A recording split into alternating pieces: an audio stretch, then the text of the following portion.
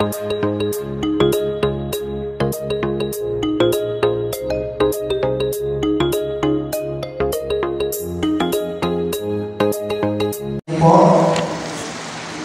title po nito is The Basics for the Believers. Lesson 3. At topic po dito ay yung baptism. Yan. Baptism o bautismo. So sabi dito, una-una, what does God instruct us to be baptized? Bakit na po tayo binigyan ng instruction ng Panginoon at po tayo ay mabautismohan? No? Sabi po dito, baptism is the first act of obedience in service to the Lord. Anyone can be baptized. It takes no special talents or effort. Ito po yung isa sa parang parte ng ating pong pagsunod sa Panginoon. No? Bilang mananampalataya, no? Ito po ay bahagi ng ating pong obedience sa Panginoon.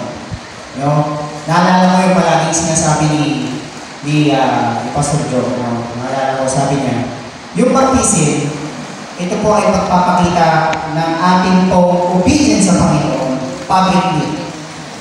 No? Parang sinasabi ko sa publiko na, mga kapatid, mga kakilala, mga kaibigan, mga kapatid ko sa buhay, ako ay nagpapabautismo dahil gusto kong sumunod sa Panginoon. So yun yung ibig sabihin ng puno. Jesus set example himself by submitting to baptism before he began his public ministry. Si Jesus daw po yung pinakaunang po ng example ito. Diba? Kung mapapansin niyo po sa Matthew, si Jesus hindi kaagad nagsimula ng miracle. Hindi siya kaagad nagsimula ng mga himala o pagpapagaling, no? Pagpapakain, pagtuturo. Hanggang hindi po siya nag-undergo na baptism. Kung maalala nyo, no, kung nabasa niyo po yung Matthew, pumunta siya sa ilog, sino doon sa ilog? Si Pablo. Pablo siya. Malika, si Jeremiah. No? Sino po yung nasa ilog?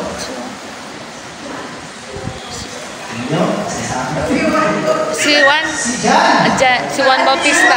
Si Juan. Diba? Si Juan. Kaya na-incorporate na ito eh. Kasi natin makalimutan ito kapag pinag-isapan niya yung baptism. Dahil na-incorporate ko yung pangalan niya dito. Juan Bautista. Siya ay si John the Baptist. Kaya pa siya tinawag kay John the Baptist eh. No? Kaya hindi niyo siya makakalimutan kasi siya ay nagbinyag kay Jesus. Sabi ni John the Baptist sa kanya, Lord, hindi na ako karapat-dapat na tanggalan ng sintas ng sandals. Tapos ako magbabaptize. Hindi, sabi niya, kailangan kong gawin. Kailangan kong gawin at kailangan kong mangyari. No? So, sinet yung example niya, no? Na kahit siya ay Diyos, at siya ay alam ng Diyos, pagpapakita ko rin ang humility at ang humbleness ng Panginoon. No? Pero mo, sino ba naman si John? No? Na siya yung magbabaptize kay Jesus Christ. No? Sino ba naman si John? Kaya sabi ko dito, no? In Matthew 3:13-15, it is clear that Jesus was baptized in obedience to God's plan.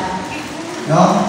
Sabi dito, no? He said, suffer it to be so now, for thus it becomes us to obey all righteousness. This point of submission and obedience is the single most important thing to realize regarding baptism.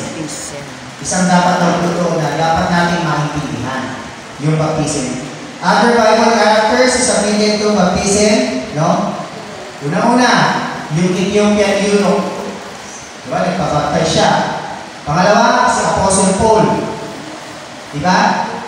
Pangatlo, yung Philippian jailer. Yung nagbabantay sa kulungan ni Apostle Pablo.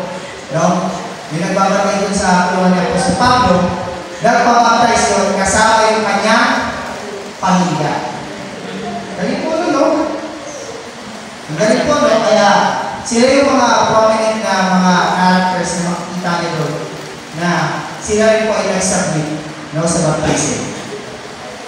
What is baptism a picture of? Ano daw po yung picture ng baptism? Several realms of baptism are mentioned in the Bible. In each case, physical baptism is a picture of spiritual truth. The important point to consider is the picture portrayed by baptism. No? Sabi nito sa may Romans 6:1-7 hanggang sa 8:4 shows the two purposes of baptism. Ano daw po yung purpose nun? Una, it pictures the death, burial, and resurrection of Jesus. Pangalawa, it is a public testimony of the new convert's identification with Jesus Christ through the death, burial, and resurrection, which is how he was saved. It identifies him with the Lord Jesus Christ. So, ito po ay picture ng pagiging bagong nilalang. Kaya nga, nilulubog ka sa tubig eh. Di ba? Sino po rin yung nabinyagan na? Sino po yung nabinyagan na? Baptize. No, dapat tayo. Alam po natin yan. Ito po, sinasabi ko po ito sa mga minsan yung pinakatinan ko mga dedication. Sabi ko, sa mga bata, hindi sila binibinyagan. Ang tawag po sa ginagawa sa kanila is ceremonial child dedication. Hindi po yung binyaga, dahil ang binyag po ay ginagawa sa may isip. Tingnan niyo po yung mga example kanina. Yung Ethiopian eunuch, meron na po siyang isip, may kamalayan siya. Pwede na siyang mag-design sa sarili niya. Si Apostle Paul, nung siya po ay nabinyagan, meron na po siyang isip. Actually, matalino nga siya. Yung Philippian jailer, meron na po silang muwang. Hindi mo pwedeng gawin yan sa bata, katulad nung anak ni Renfre. Kasi hindi pa naman niya nakakapag-design ng sarili niya. Tanungin mo ayaw, sa pupunta, hindi yan sasagot eh. Hindi dire-direction lang eh. Di ba kanina, di ba pinapanood, no? Wala siyang direksyon. Sabi mo, balik ka rito, hindi siya babalik. Hindi siya makikinig sa'yo. Sabihin mo, lapit sa'yo, hindi siya lalapit sa'yo. No? Kasi wala pa siyang sarili control sa sarili niya. So, ang baptism po ay binibigay doon po sa mga meron na po ng buwang. At kahit si Jesus, hindi naman siya bininyagan kung siya po ay baby. Siya po ay dinedicate. Diba? Nila Jose at Maria. So, who should be baptized? Sino po yung dapat mabinyagan? The clearest case of individuals baptism in the Bible, sabi po nito sa may Acts 8:26-39. And then 36, sabi niya, what does hinder me to be baptized? Philip then answered with the condition of baptism in verse 37. If you believe with all of your heart, sabi nito, then the eunuch's response sealed the matter. I believe that Jesus Christ is the Son of God. So yun po yung sabi. No? Kaya po siya ay nabinyagan. The only requirements for baptism are the requirements for salvation found in Romans chapter 10, verse 9-10. Una, heart belief in Jesus Christ as the Lord and our Savior. So, ito po, ay mabibinyagan lamang, una-una, kapag ka tinanggap mong si Kristo, ang Diyos at tagapagligtas ng iyong buhay. No? Tanggapin mo siya ng buong puso. Kaya nga, kapag binibinyagan, yun yung palagi tinatanong.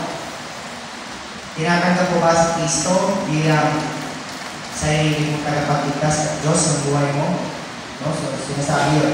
And then, sabi po nito, is confession that He is our Lord and our Savior. No? Siya ang ating Diyos at tagapagligtas. Some of the other instances of baptism immediately after salvation, makikita pa po natin sa ibang verse. And then sabi po nito, what is the method of baptism? So, pag-click po natin, yung method po ng baptism is simply immersion. No? Sa Greek word po, ang ginamit po na term dyan is baptizo. No? Baptizo, yan po yung original term na ginamit po doon sa manuscript ng Greek New Testament. Baptizo, ang ibig sabihin po ay immersion. Immersion, ilubog. No? Eh, pastor, Bakit po minsan may mga nakikita po, hindi po sila nilulubog. No? Ini-sprinkle lang. Yung iba, binabasa yung ulo. Alam niyo po, may mga ganong pagkakataon, may mga ganong instances kasi maaaring, no? Maaaring, merong mga challenges sila when it comes na pasain o ilubog. Halimbawa, yung kanyang katawan, bagong opera lang siya, pwede bang pasain yun? Di ba ina-advise nga ng doktor, hindi pwede? Di ba, magpahinga muna, please? Di ba? Sa ospital, naalala ko dati, nung nagpunta si Pastor Edgar, meron po itong mga dying patients. Hindi sila pwedeng ilubog basta-basta sa tubig. So, anong ginagawa po nila? It's either bubumusan ng tubig sa ulo o kaya i-sprinkle lang. No? Kaya nga sabi nga, di ba? Sabi nung isa nagtanong kay Kilig, sabi niya, ano pa bang pwede makakibig sa akin para ako pagbiyagan? Di ba? So, nakakita sila lang mali ng tubig doon, so doon na dininigan yung Ethiopian doon. No? So, how important it is to be baptized? It is not essential for salvation. Ephesians 2:8-9 makes it clear that a man is saved by grace through faith without works, including baptism. The thief on the cross that accepted Jesus Christ as Savior did not have the opportunity to be baptized. Yet, Jesus said, "Today you shall be with me in paradise." Hindi daw siya requirement para tayo po ay maligtas. No? Pero, magaya po ng sinabi ko kanina, ito po yung first public para pagpapakita po natin na tayo po ay gusto natin sumunod sa Panginoon. No? So, ito po, yung aking po naitapit po ngayong umaga is simply a reminder for us, no? Na ang baptism po, yan po ay ibinigay po ng Panginoon sa atin para public ipakita sa lahat na tayo po ay willing sumunod sa Panginoon. Though, hindi siya essential para po sa ating kaligtasan. Ito po ay pagpapakita ng ating pong willingness, no? Na sumunod sa mga yapak po ng Panginoon. No? Including po yung kanyang pagbuboto ng baptism. Amen? So, hindi ka po bawat isa tayo natin tumiro. Panginoon, marami pong salamat sa umagang ito. Salamat po sa mensahe at patuloy po na kami ay nabayan ninyo, samahan, Banal na Espiritu, malaya po pumilo sa amin po kalagitnaan. At hayaan po na yung amin po narinig, ito po yung tumatak sa amin po mga puso. Salamat po kayong umaga sa inyong kaputihan at sa patuloy po din pagpapala sa bawat isa. Dahil hindi po amin po mga kapuli pasasalamat. Salamat din ang aming dalangin sa pangalan ng Panginoon Jesus. Amen.